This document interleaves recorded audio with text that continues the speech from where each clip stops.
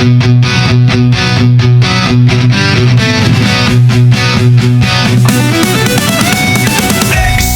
dost, success ka host, सैनिक नवोदय में topmost.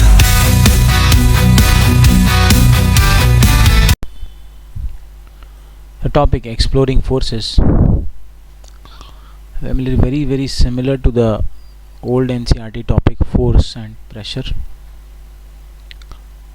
Let us begin. Why does it feel harder to pedal a bicycle when going uphill than on a flat ground? Why is it easier to slip on a wet surface? Why do we feel light when we are floating just after our swing reaches its highest point and begins to come down? अलग अलग phenomena को इन्होंने explain किया हुआ है, जिसके details हम आगे देखेंगे. It was a windy day. Sonali and Ragini were excited to go cycling. Their summer vacation had just begun and they wanted to explore the beautiful landscape around their villages. Summer vacation थे, अपने गांव के आसपास ही घूमना चाहते थे. After pumping air into their bicycle tires, they set off. As they rode through the village, the wind rushed past them. अब जैसे ही ये लोग साइकिल चला रहे हैं अपने टायर में हवा भर के, तो हवा चल रही है बहुत तेज़. Oh no, the wind is pushing me hard, said Ragini smiling. Sonali replied, we are riding against the wind. We must push our pedals harder to move faster. तो जब हवा चली तो ये हवा से पीछे जा रहे थे, तो इन्होंने बताया कि हमें अगर जाना है तो हमें पेडल्स को थोड़ा ज़ोर से पुश करना पड़ेगा. Their ride took them up a long path to a hilltop. Some parts of the road were rough where they found it hard to pedal, while other parts were smoother. When they reached the top and were enjoying the view, they heard thunder and slow flashes of lightning at a distance. Even though it looked beautiful, they decided to head back immediately. On the way back, while passing a herd of sheep, they pressed their bicycle belts and turned the handles to change the direction. As they were coming down the slope of the hill, they realized that their bicycles were moving down at a great speed, even though they were not pedaling. तो नीचे आते समय pedalling नहीं कर रहे थे, फिर भी अब स्लोप है तो वो थोड़ी तेज़ उनकी साइकिल चल रही थी. It's thrilling. It seems something is pulling us downhill. What could it be? Force को डिफाइन करेंगे. Let's try to experience the push and the pull. Says take a large cardboard box. Try moving the box in as many different ways as you can think of. पहले में देख सकते हैं figure A में ये box को push कर रहा है. Figure B they are pulling the box using a help of a rope. ये रोप बांध दिया है. After tying a rope, he is trying to pull it. And third is lifting. Lifting is pulling up, या carrying वो करने की कोशिश कर रहा है. Did you move the box in any other way than shown here? In all the ways that you might have used to move the box, you have to apply a push or pull to the box. Generally, the push or pull applied to an object is called force in science.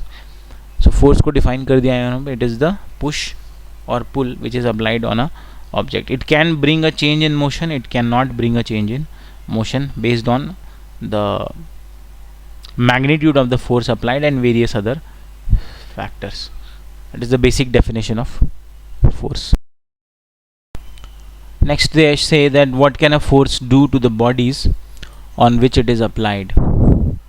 We experience push or pull in our daily lives all the time, often without even realizing. Let's recall some of these experiences and analyze. Think of a situation where a force, push or pull, is applied. Analyze the situation and write down on the table. कुछ examples दिए हैं जो daily basis पे हम experience करते हैं. Your friend holding your moving bicycle from behind to stop it. आपके किसी फ्रेंड ने पीछे से आपकी चलती हुई बाइसाइकिल को पकड़ लिया है और वो उसे रोकने की कोशिश कर रहा है. This is a pull. Effect क्या है? It's will lead to stopping और decreasing the speed of the bicycle. Hitting a moving ball with a bat, it is a push. It will change the direction of the moving ball. Pressing an inflated balloon, it's a push. It will change the shape of the balloon. Now what do you conclude from these example? Does a force cause a moving object to stop? Answer is yes. Can it change speed? Yes. Can it change direction? Yes. Can it change direction of motion? Yes. Change the shape of the object? Yes. And the answer to all of them is yes. Is it opening a drawer? It's a pull. It's stretching a rubber. It's a push. The girl is trying to catch a ball. It will be a pull. So she's trying to pull it.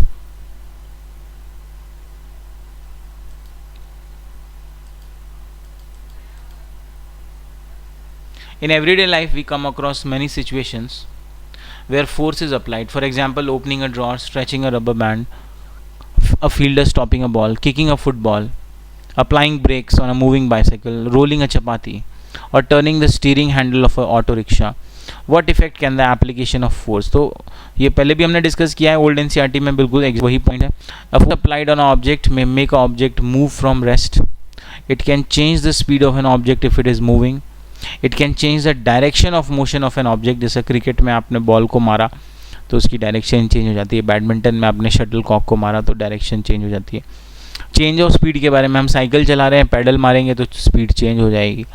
या किसी already rolling ball को अगर हम kick करेंगे तो वो उसकी speed change हो जाएगी. ऑब्जेक्ट को रेस्ट से मूव कराने के लिए किसी भी चीज़ को आप पुश करेंगे तो उसकी मोशन चेंज हो जाएगी, वो रेस्ट पर है, मूव होने लगेगी. It can bring about a change in the shape of the object. जैसे रोटी बनाने का एग्जांपल हमने देखा था कि वो गोल गोल जो सर्कुलर बॉल्स होते हैं उसे हार्ड प्रेस करके हम फ्लैट कर देते हैं, चपाती बनाते हैं. इट कैन कॉज सम और ऑल ऑफ दीज इफेक्ट. इसमें से कुछ या सारे इफेक्ट भी एक साथ हो सकते हैं. Does this mean that whenever there is a change in speed of direction or change in shape, a force is acting on the object? Very good. कि यहाँ पर डिफाइन कर दिया कि अगर इनमें से कोई भी चेंज हो रहा है इसका मतलब फोर्स अप्लाई हो रहा है. Yes, none of these take place without the action of force. Question बन सकता है यहाँ पे कि इसमें से जो जितने भी चेंजेस हैं, जितने भी एक्शंस हैं या इफेक्ट है, वो बिना फोर्स के एप्लीकेशन के नहीं हो सकते. Suppose an object is at rest. Does it mean that no force is acting on the object? It means that the force acting on the object are balancing one other. अगर कोई body rest पर है इसका ये मतलब नहीं force नहीं लग रहा है, फोर्स उस पर लग रहा है, लेकिन दोनों साइड से लग रहा है जो बैलेंस फोर्स है, इसीलिए वो ऑब्जेक्ट जो है वो मूव नहीं हो रहा है. We learn about balance forces in the higher 11th-12th में जब आप जाएंगे आप बैलेंस फोर्सेज के बारे में, इनफैक्ट 9th में भी आप इसके बारे में पढ़ेंगे. Are forces and interaction between two और मोर ऑब्जेक्ट्स. वेरी इंपॉर्टेंट, हमने डिस्कस भी किया कि force is basically some kind of interaction, whether contact और non contact. It is a type of interaction between the two or more than two objects. When you push a table, your hand is one object applying force on another object, the table. तो explain कर रहे हैं कि जब हम table को push करते हैं तो दो ऑब्जेक्ट, एक आपका हाथ दूसरा टेबल, दो ऑब्जेक्ट एक दूसरे के कांटेक्ट में आते हैं. हियर वी से that your hand and the table are two objects interacting with each other. Think of all the actions listed here. How many objects are involved in each of the action? Do you notice that forces result only when two objects are interacting in some way or the other? From these examples, we can infer that at least two objects must interact for a force to come into play. तो अगर कोई force आ रहा है तो at least दो object interact होने चाहिए. A force is a push or pull on an object resulting from object's interaction with another object. तो force एक और बार define किया, it is a push or pull जो एक ऑब्जेक्ट पर आप लगाएंगे जिससे ऑब्जेक्ट दूसरे ऑब्जेक्ट के साथ इंट्रैक्शन करेगा. The SI unit of force is newton, written in small n and its symbol in n.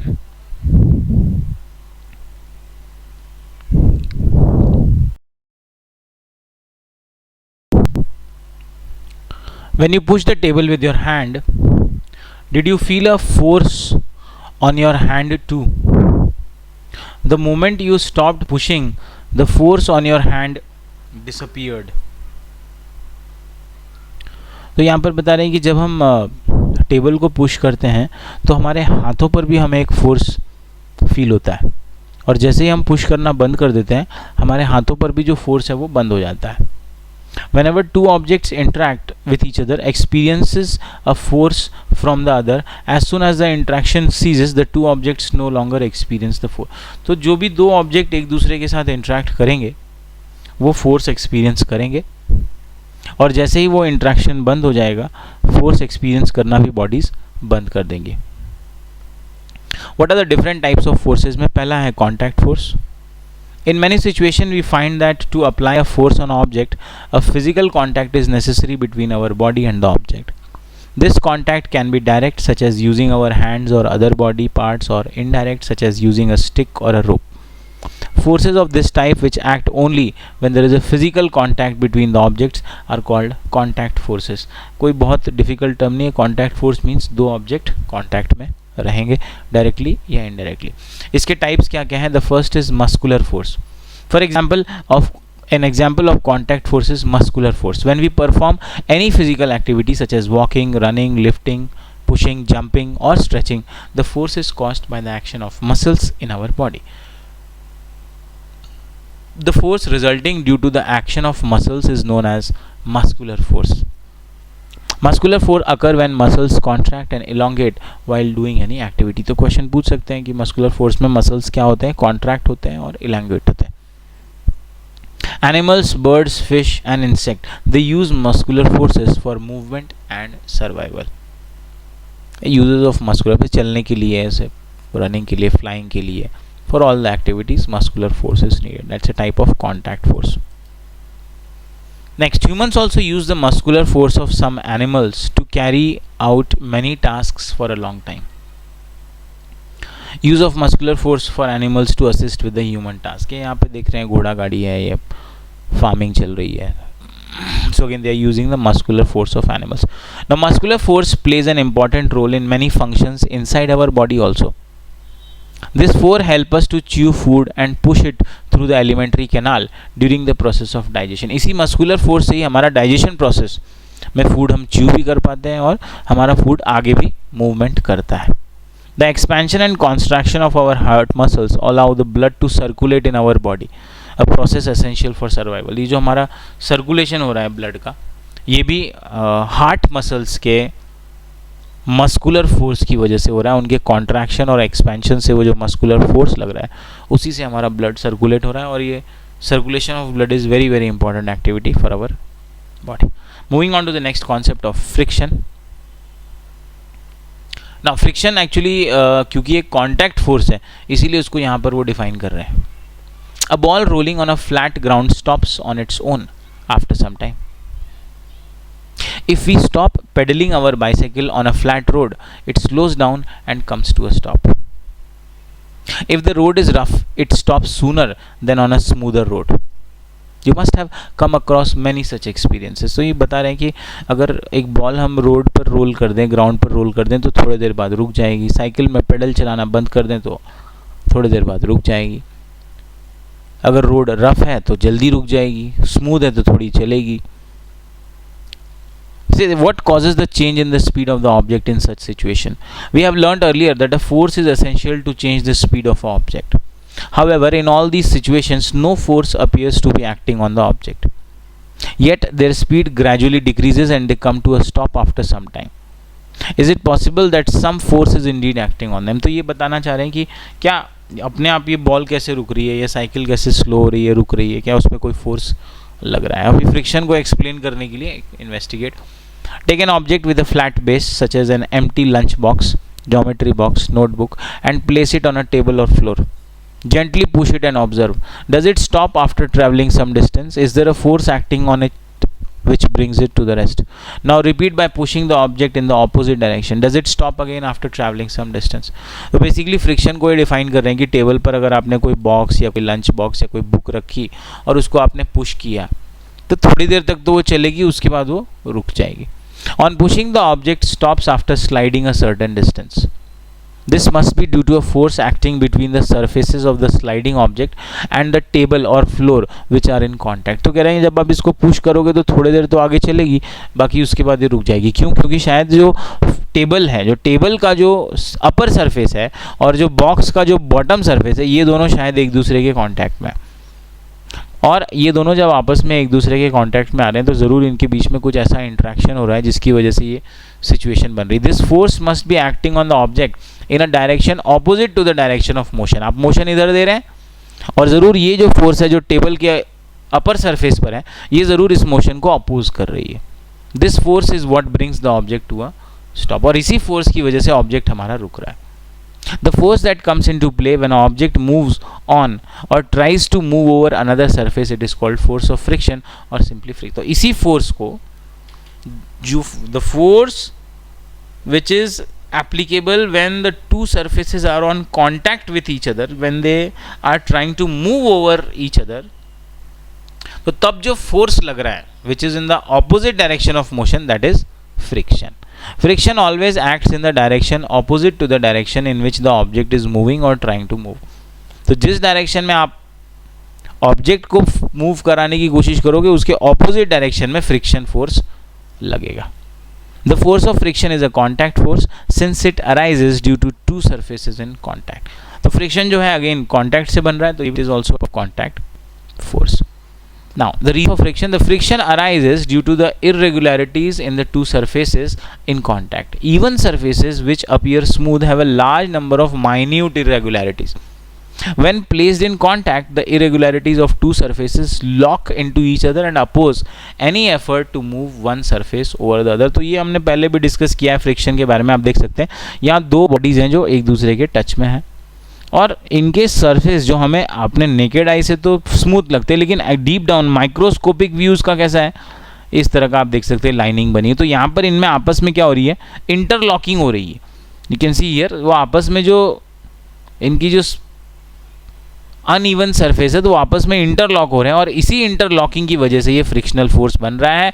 ये वहाँ पर लॉक हो रहे हैं, एक दूसरे के साथ रहना रहे, वो आगे नहीं जाना चाह रहे. So it says that it means that the force of friction will be greater if the surfaces are rough. अगर सरफेस रफ होगा, इरेगुलरिटी ज़्यादा होगी तो इंटरलॉकिंग ज़्यादा होगी, इंटरलॉकिंग ज़्यादा होगी तो फोर्स ज़्यादा होगा, बॉडी आगे नहीं जाएगी, मोशन को अपोज करेगी. The activity here will place some object on different surfaces such as glass, cloth, wood, ceramic tile and sand. तो हम क्या करेंगे, अलग अलग ऑब्जेक्ट को हम अलग अलग सरफेसेस पर रखेंगे और हम देखेंगे कि कहाँ पर हमारा ऑब्जेक्ट कितना मूव कर रहा है. For different substances surfaces the object stops after moving different distances. So we can say that force of friction depends on the nature of surface in contact. तो फ्रिक्शनल फोर्स किस पर depend होगी, जो bodies हैं, जो object हैं, उनके जो सरफेस हैं वो कैसे हैं. अगर उनके सरफेस स्मूथ है फ्रिक्शन कम होगा, रफ है फ्रिक्शन ज़्यादा होगा. लिखा है friction is greater on rough surfaces. तो अगर सरफेस हमारा रफ है तो फ्रिक्शन भी ज़्यादा होगा. क्यों? क्योंकि इंटरलॉकिंग ज़्यादा होगी, इरेगुलरिटी ज़्यादा होगी, लॉकिंग ज़्यादा होगी दोनों सरफेसेस में जो आपस में कॉन्टैक्ट में बने हुए हैं. Step further says does the force of friction act only if the objects are moving on solid surface. क्या ये सिर्फ सॉलिड पर होगा? What about objects moving through liquid and gases, air, water and other liquid, they also exert a force of friction on the object moving through them. Question बन सकता है या friction सिर्फ सॉलिड्स में ही होगा? नहीं, आंसर एयर में भी होगा, लिक्विड में भी होगा. Hence the object such as aeroplane, ship, boat और high speed trains, they are also designed with specific shapes to reduce the force of friction due to the air और water around them. इसीलिए ships को, aeroplanes को, trains को हम इस तरह से डिज़ाइन करते हैं कि उनकी जो शेप हो वो फ्रिक्शन को मिनिमाइज करने का काम करे.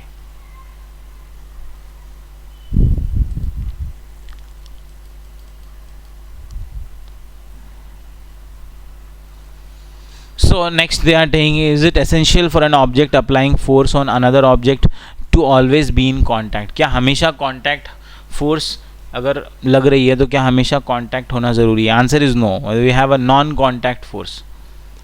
Now these are the forces whose effect can be experienced even if the objects are not in contact.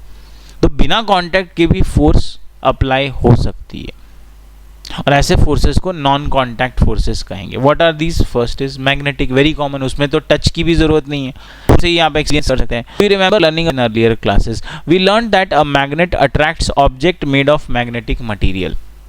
When two magnets are brought close to each other like poles, north pole or south pole, they will repel each other, while unlike pole north south attract each other. In the earlier session of this book we have also learned about electromagnets which behave like magnet.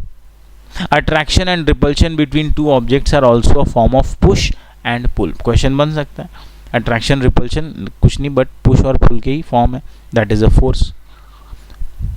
So earlier, now they are saying to recall the magnet that could exert force on another magnet or a magnetic material without being in contact. So this is magnetic force. It is an example of non-contact force. A basic activity: take two ring magnets and a wooden stick. While holding the stick in a vertical position over a wooden table, insert one ring magnet into the stick. Now insert the second ring magnet above it such that the like poles of the two magnets face each other. Does the second magnet stay floating above the first? वो कह रहा है कि ये दो magnet हमने लिया, ये एक हमने नीचे लगाया मैग्नेट, एक हम ऊपर. अब ये हम सेम जो फेस है नॉर्थ पोल अगर हम ऊपर रहेंगे तो ये नीचे नहीं आएगा, ये ऊपर ही रुक जाएगा. It will not come down, और वो ऊपर ही फ्लोट करता रहेगा, वो ऊपर. Now try pushing the second magnet down gently. Do you feel a force? अगर आप इसे ज़बरदस्ती नीचे पुश करोगे तो आपको एक फोर्स फील करेगा. Now reverse the pole of both them. अब इसे उल्टा कर दीजिए, ऊपर की तरफ साउथ ले लीजिए, नीचे की तरफ नॉर्थ ले लीजिए. Does the second magnet still remain floating? अब वो फ्लोटिंग नहीं करेगा, वो एक दूसरे को अट्रैक्ट करेंगे. The force exerted by a magnet on another magnetic material is called magnetic force. तो दो मैग्नेट के बीच में या मैग्नेटिक मटेरियल के बीच में जो फोर्स है, that is magnetic force. Since a magnet can exert a force from a distance without being in contact, it is called a non contact force. Are there more such forces which act from a distance? Let's learn about them.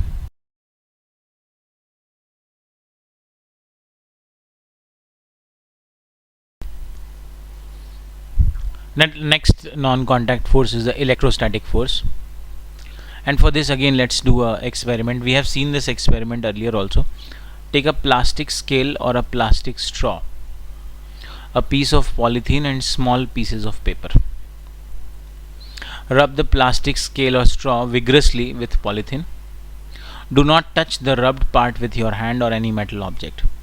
Now bring it close to the small pieces of paper placed on the table, taking care not to touch the paper pieces. Do you notice? अब यहाँ पर ये देखिए, जैसे हमने scale को polythene में रब किया वो चार्ज हो गया और वो छोटे छोटे पेपर पीसेस को अब क्या कर रहा है, अट्रैक्ट कर रहा है.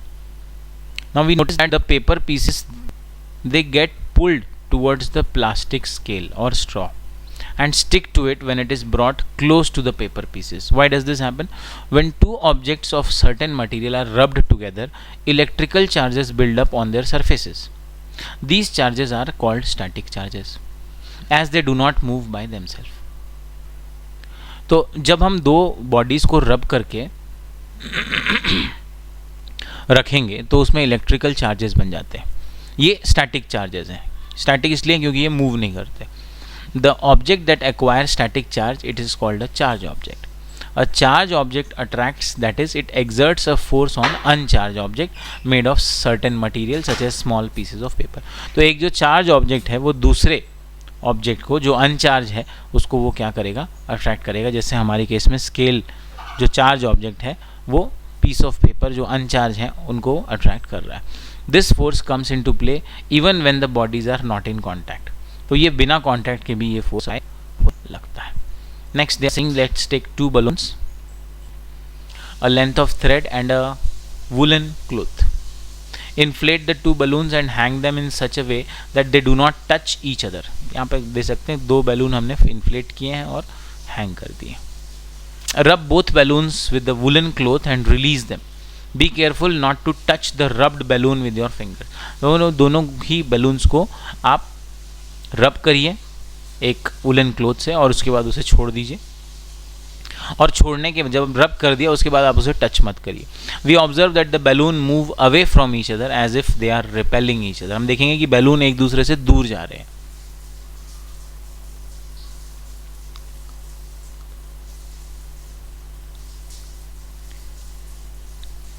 Now bring the woolen cloth used for rubbing the balloons close to one of the rubbed balloons. What happens? अब आप क्या करिए, जो आपने वुलन क्लॉथ रब करने के लिए यूज़ किया था उसे किसी एक बैलून के पास आप लाइए. You will see that they move towards each other as if they are attracting each other. तो जब आप रब्ड क्लॉथ को दोनों बैलून के पास लाएंगे तो दोनों बैलून्स एक दूसरे को अट्रैक्ट करने लगेंगे. जब हमने रब करके उन्हें छोड़ दिया तो दोनों बैलून्स एक दूसरे को रिपेल कर रहे थे. They were moving away from each other. Now what can we infer from this observation? देखेंगे इसकी observation क्या है.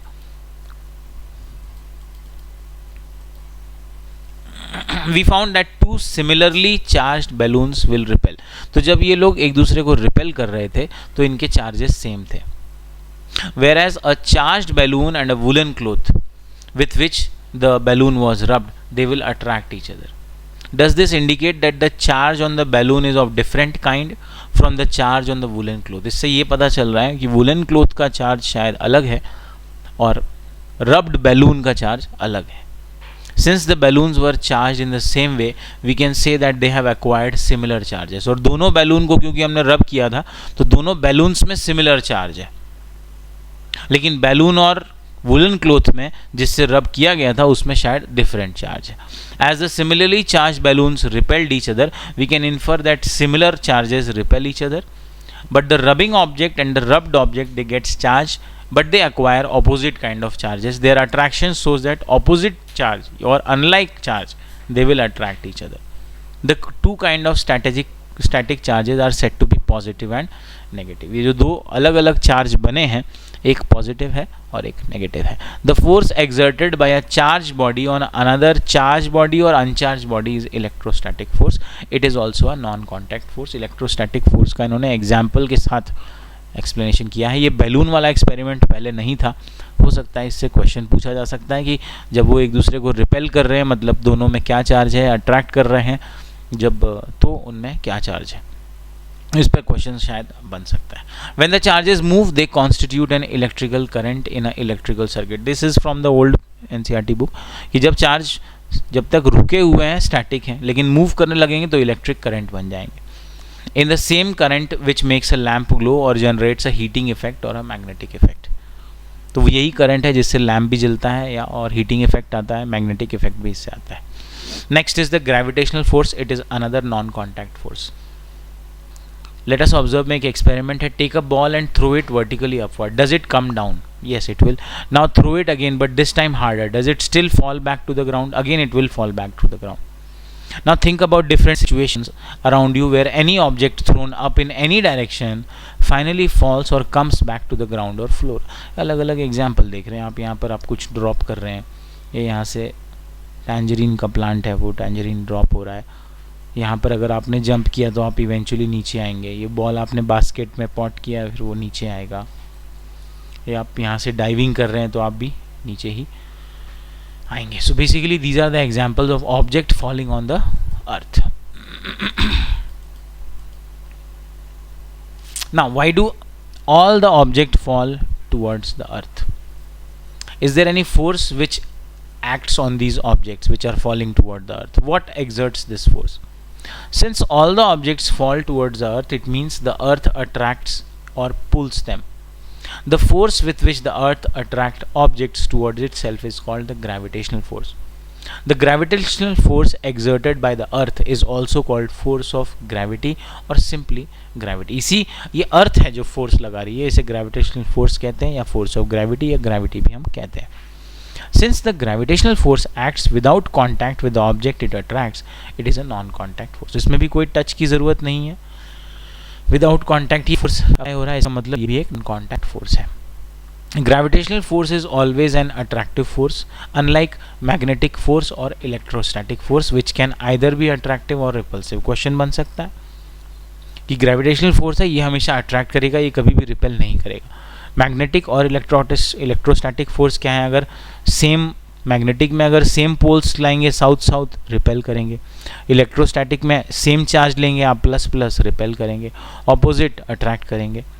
मैग्नेट में भी वही होगा, लेकिन ग्रेविटेशन में ऐसा नहीं होता, उसमें सिर्फ अट्रैक्शन ही होगा. You might have noticed that when a object is dropped from a height it takes a straight vertical path downwards before touching the ground. तो जब भी हम कोई चीज़ ऊपर से नीचे गिराते हैं तो वो स्ट्रेट पाथ में आती है. When an object is thrown vertically upwards, the object moves up straight, slows down, stops momentarily at the top and then takes a straight vertical path downward. तो कोई भी चीज़ अगर आप ऊपर फेंको, ऊपर से नीचे गिराओ या नीचे से ऊपर फेंक करो तो वापस वो स्ट्रेट पाथ में जाएगी, स्ट्रेट पाथ में ही आएगी. बीच में वो रुकेगी, स्लो होगी, रुकेगी, फिर वो नीचे आने लगेगी. Now while going up, the speed of the object goes on decreasing till the object comes to a stop. तो यहाँ पर एक क्वेश्चन बन सकता है कि जब वो ऊपर जा रही है तो उसकी स्पीड क्या हो रही है, कम हो रही है. कम होते होते एक ऐसा पॉइंट आएगा जब उसकी स्पीड खत्म हो जाएगी, वो रुक जाएगी. Its direction of motion changes, और यहाँ से डायरेक्शन ऑफ मोशन चेंज हो जाएगा. While coming down the speed goes on increasing, we से that the object undergoes a vertical motion. और इस तरह का जो मोशन होगा उसे क्या बोलेंगे, वर्टिकल मोशन बोलेंगे. When it moves in a vertical direction under the influence of gravitational force. Question बन सकता है, अंडर द ग्रेविटेशनल फोर्स कौन सा मोशन बनता है, वर्टिकल मोशन बनता है. The next concept is the concept of weight and its measurement. Let us see.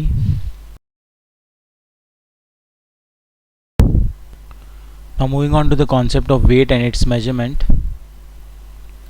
The force with which the earth pulls an object toward itself is called the weight of an object. The basic definition of weight is given. वो force जिससे अर्थ किसी भी object को अपनी तरफ पुल करती है उसे ऑब्जेक्ट का वेट कहते हैं. The weight measures how strongly an object is pulled by the earth. Since weight is a force, it is measured in the same unit as that of force. Therefore, SI unit of weight is also Newton.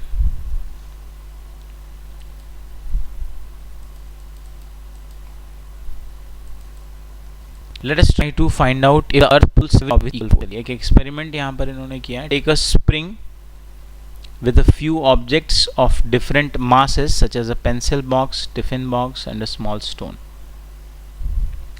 Having one end of the spring, hang one end of the spring from a nail, from the other end hang an object and observe the spring. Does the spring stretch?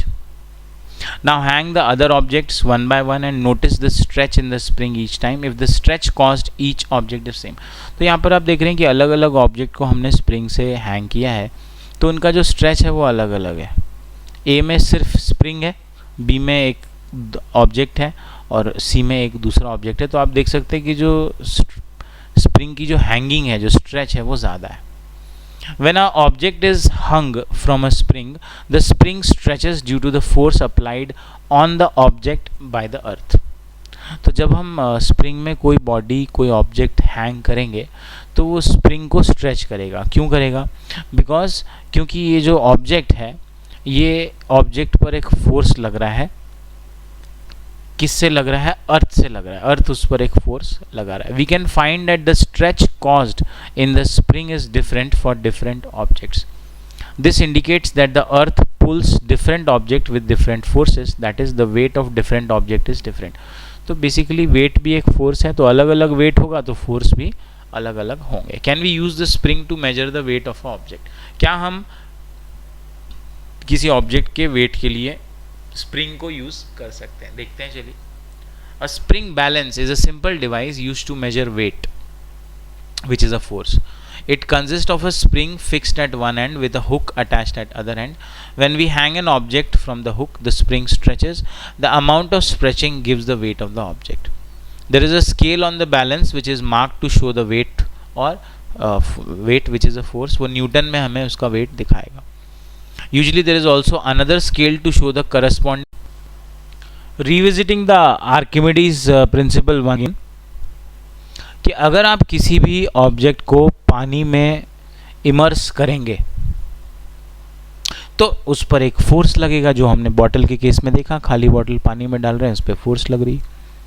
अब ये जो force होगा ये equal होगा. किसको equal होगा? That is equal to the weight of the liquid the bottle will displace. अब जब से आपने पानी की बॉटल बकेट में डाली तो वो कुछ लिक्विड को हटा रहा है, डिस्प्लेस कर रहा है. तो उस पर जो फोर्स लगेगा वो उसी लिक्विड के वेट के बराबर होगा जितना लिक्विड वो हटा रहा है, जितना लिक्विड वो डिस्प्लेस करेगा. जितना लिक्विड डिस्प्लेस होगा उसी के इक्वल फोर्स लगेगा. That is the Archimedes principal. If the weight of liquid displaced by N object is smaller than the weight of the object, कि जितना ऑब्जेक्ट का वेट है अगर उसने उससे कम लिक्विड डिस्प्लेस किया तो ऑब्जेक्ट सिंक करेगा. And if the weight of the liquid displaced is equal to the weight of the object, object का जितना वेट है अगर उसने उतना ही पानी, उतना ही लिक्विड डिस्प्लेस कर दिया, ऑब्जेक्ट फ्लोट हो जाएगा, या उससे ज़्यादा कर दिया ऑब्जेक्ट फ्लोट। अगर उससे कम किया, उतना पानी तो हटाना ही, जितना ऑब्जेक्ट का खुद का, जो ऑब्जेक्ट पानी में आप डाल रहे हैं उसका खुद का जो वेट है उतना वाटर उसने हटाना है, उतना वाटर उसने हटा दिया, फ्लोट करेगा, नहीं हटा पाया सिंक कर जाएगा। प्यूमाई स्टोन वी हैव डिस्कस्ड, इस पर भी क्वेश्चन बन सकता है, इसके फॉर्मेशन पर भी क्वेश्चन बन सकता है कि टाइनी बबल्स इसमें बन जाते हैं जब गैस निकलती है, वाटर वेपर निकलता है, इंपॉर्टेंट पार्ट है। इस टॉपिक से हमें एक क्वेश्चन जरूर पूछाएगा इन द साइंस, तो एटलीस्ट आप वीडियो अच्छे से रिवाइज करिए, हर साल रहता है। और इस पर जो क्वेश्चन है मैनेजेबल है, कंसेप्चुअल होता है, या तो फ्रिक्शन पर होगा, ग्रेविटेशन पर हो सकता है, और कई नए कॉन्सेप्ट्स भी हैं उस पर भी क्वेश्चन बन सकता है।